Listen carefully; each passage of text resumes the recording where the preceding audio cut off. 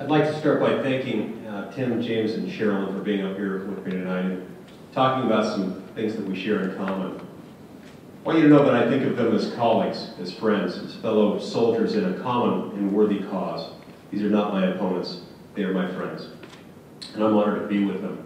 The areas of our agreement are many, and the areas where we disagree are few. And I'm honored to be among them.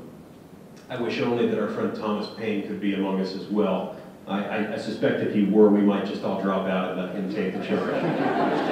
There's still time, he can still join. I'm welcome to join us if he'd like. Speaking of Thomas Paine, and speaking of the people of his era, I think there is an important and almost symbolic issue that in some ways adequately encapsulates all issues associated with our frustration with the federal government right now. We look at the state of Utah and the fact that our friend Thomas Paine mentioned that almost 70% of the land mass within the state of Utah is owned and controlled tight and iron-fistedly by our federal overseers. And yet, as Thomas Paine knows, it was never meant to be. Like so many other things that the federal government is doing today, this is wrong. You see, there are exactly two places in the Constitution where Congress is given some authority to control land owned by the federal government. One is Article 1, Section 8, Clause 17. And it says that they can own it as the sovereign, exercising exclusive jurisdiction over it. But only if they get the consent of the state legislature. And that's why I point to my friends Craig Frank and Chris Herod over there. They have to get their consent. Are you guys going to consent to that, by the way? Did you consent to it? The answer to both is no.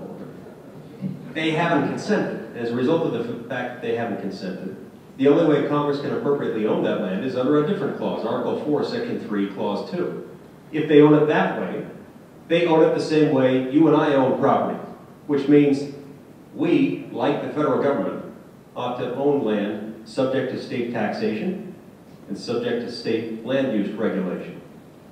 We would live in a very different state, ladies and gentlemen, if we could tax the federal government for that 70%. No longer would we be 51st in the nation in how we fund education. No longer would we be unable to develop upwards of 1 trillion barrels of proven recoverable oil shale reserves in Utah, Colorado, and Wyoming because of our federal overseers. All that it requires is for Congress to have the courage to do what's right under the Constitution. To take a look at this document and say, I don't really care that the Supreme Court says we can get away with more power than this. The fact is, this document requires us to be stewards. And if we follow this document, we can respect individual liberty. And if they would do that, we would be free. We need to send a message loud and clear that Utah's sons and her daughters are free men and women. We will no longer be serfs to the federal lord. That's why I'm running for the United States of America. May God bless the sovereign state of Utah, and may God bless America. Thank you.